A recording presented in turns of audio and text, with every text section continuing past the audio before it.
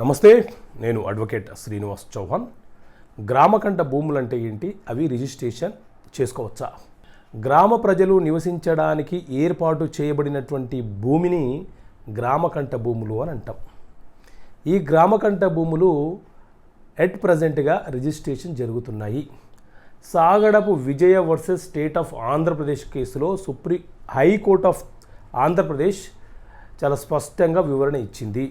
గ్రామకంఠ భూములను కూడా హౌస్ నెంబర్తో రిజిస్ట్రేషన్ చేయడానికి ప్రభుత్వం అవకాశం ఇవ్వాలని హైకోర్టు స్పష్టీకరణ చేయడంతో ఆంధ్రప్రదేశ్ గవర్నమెంట్ జీవో నెంబర్ 361ని తీసుకొచ్చింది.